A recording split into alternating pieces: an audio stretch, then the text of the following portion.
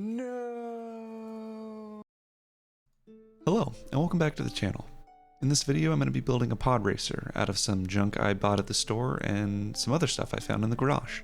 I also wrote a little story about the pilot of this vessel that I'm going to narrate towards the end of the video. I started by dismantling a nozzle from a household cleaning agent, and I thought it'd be an excellent cockpit when flipped and reversed. After filling some of that space up with foam, I then took some other objects from that same bottle and started breaking up that space, trying to make it harder to recognize. I also took some air dry clay and started sculpting a little cockpit space for our soon-to-be Jawa. I crafted him a leather seat, or foam seat, and then I also installed a control panel to be right in front of him. After that was in place, I inserted little needles to stand for handheld controls for that control panel.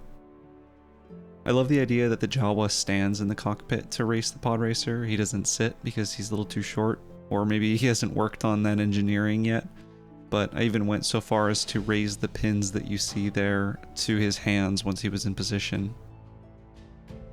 Anyways, I used styrene rods and sheets cut up into different sized pieces and then just kind of pushed them into the clay that way.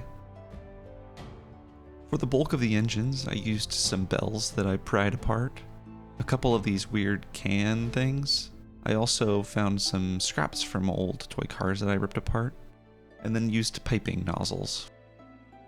I started breaking some of this stuff apart and trying to figure out how it would fit within the plastic cylinder I was going to use for the main pod body. I'm kind of obsessed about these little bells that I bought for this project because I think they're really versatile and I'll be able to find a lot of use for a ton of different applications for them. And for this use in particular, they're little flaps for, I don't know, an engine inlet. I'm not an engineer, it just has to look good, doesn't have to make sense. I then took those piping nozzles and put them inside of those bells. I started super gluing those pieces that I got from that little toy truck that I told you about earlier. And then I started trying to apply styrene sheets to the pod body, and then realized that Adam Savage does in fact make it look easy. I started using my hand drill to drill holes into where I wanted the beams of energy and light to be. I then fed the wire through those holes. I was sure to keep the back open for as long as humanly possible in case I needed to do any more maintenance on fresh wire or I had to change something. I drilled holes into the top of each engine for the eventual rod and hook attachment that I set up. I also tried spinning, because that's a cool trick. Things were coming together at this point, and I was really stoked with what I had so far. I then drilled a hole in the bottom for the eventual rod that was going to be supporting the whole thing. I also fed the wires through that same hole.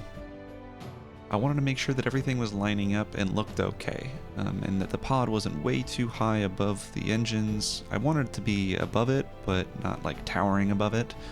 So I stuck everything into a yoga block and just kind of fiddled with it for a while to make sure it was how I wanted it to be. While I was doing that, I realized that the connection points between the engines and the pod were not strong enough, so I drilled a hole so they could get extra hold and support in those engines.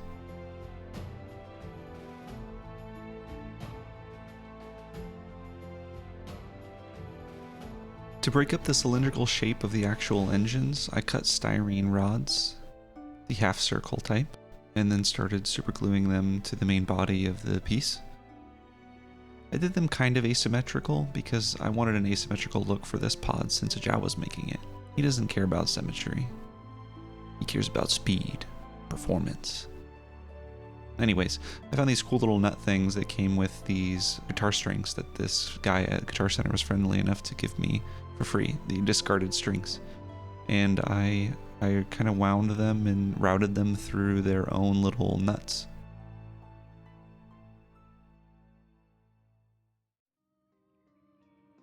I found these super creepy little baby things, and they ended up being the perfect Jawa size, so I wrapped him in a shroud. The Jawa ends up being, towards the end you'll see, a little rough around the edges, but I'm happy with how it came out. At the same time, it's hard sculpting I don't have anything more to add to that. Sculpting is hard. I just needed him to look like he was wrapped in a robe, and that's what I did. I situated those little needles earlier into his hands to make it look like he was piloting the thing, and then kept working on the pod. I made sure my positive and negative wires were where they needed to be, and then I started on the base. I started building up the back of the base with big chunks of foam, and then also carved a space in the back for the battery pack. After measuring the wire length of everything, I used the heat tool and started carving channels and holes for those wires. I feel like there are milestones in every hobby or interest, and for some odd reason I've perceived having a switch, like a visible switch on a diorama, as one of those milestones in crafting. I don't know why, because it wasn't that hard to rig up, but there's something so professional about it that gets me really excited.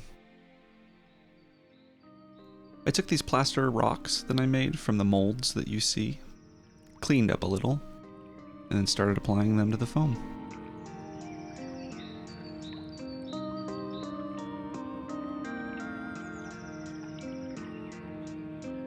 I took Vallejo's Diorama FX and applied it pretty much everywhere between the rocks and the sides of the diorama. I ended up using a lot of this. Plaster paste might have been better, and then this, like a smaller layer, because it took forever to dry. But once it did dry, I used Army Course rocks. And overall, I really like the product. I'll be using it more often. I started priming the base, and then I started coloring it with my airbrush after. The Google images I did showed Malastare as a purple place, so I leaned into that. I started painting the rocks in orange and brown color, just kind of like doing a wet on wet technique, being a little carefree with it. And then you saw what happened earlier. I thought I applied a wash, but it was a black primer. It was kind of a happy mistake though, because I was eventually going to make these rocks darker, so just a quick little heart attack for nothing. I lightly dry brushed that purple color again, just to bring everything back together to show the environment, the rocks, and the ground cover to be, similar.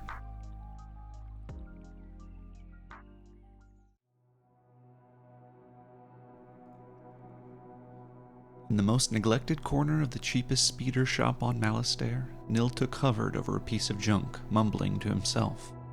It wasn't the sort of mumbling you'd hear from an aggravated thief tampering with an unfamiliar lock, nor was it the type of mumble you'd hear from a vagabond in search of Sansana spice. This mumble was one of critical consideration, a poet in a way, but in lieu of prose, committed to the interplay of wires, components, and power converters.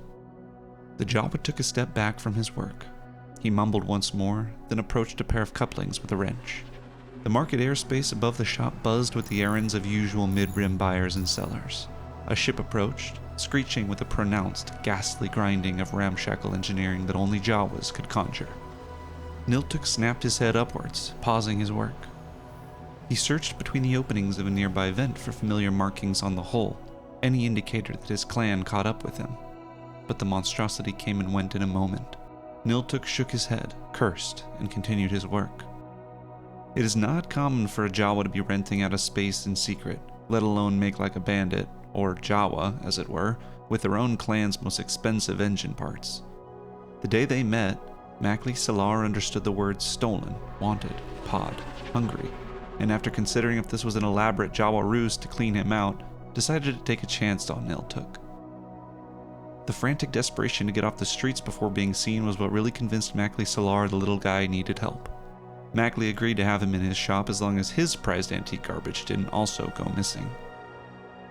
On top of rent, the agreement also included 1 hour of Jawese lessons every day, so that Mackley could understand whether or not he was getting burned by the persuasive hooded devils during transactions. Hooded devils being his words. Niltuk would often get frustrated with Mackley's mid-rim draw. However, Mackley eventually learned the phonetic intricacies common spoken by clans on Malastare's rural stretch. Regardless of the human's progress, Niltuk took a liking to him rather quickly. Mac did silly things that Niltuk didn't understand, like work on speeders while intoxicated, and then fall asleep in their cockpits. And so it went for many months. After a hard day's work, Niltuk would swing back and forth in his makeshift hammock thinking about his old friends. They were after him now, or rather the bounty hunters were. Often the Jawa would dream of winning the Malastair Classic, and returning to his clan with unimaginable wealth. To thieve, spin, swindle, and haggle would be things of the past. A safer existence could be adopted by the entire clan. He'd show them how he built his podracer, and they could emulate the fine craftsmanship themselves. A fleet of podracers piloted by Jawas, burning out into the desert without ever having to worry about a Doug raiding party again. The imaginative scene he played out in his head always brought a smile to his shrouded face. He pictured them all riding off towards the natural protheum vents of Malastair, rolling plumes of exhaust that even Boonta Eve spectators would drool over. They'd never forgive him, though, his old clan. Even if he bought their freedom out of the dangerous business that was Jawa work, they'd eventually return to that life they've always known and come to love. A life that Niltuk detested. Nearly all Jawas feel an innate thrill when making a sale, but Niltuk never cared for it. He thought about his old life before he left. Always an outsider, a failure to adapt. His anomalous place among them was felt by the entire clan, and when it became no longer possible to hide his thirst for speed or desire to race, he fled with all that he could carry. The race was fast approaching, and Niltuk would repay his old clan with credits amounting to tenfold what he owed them. Or he would die trying.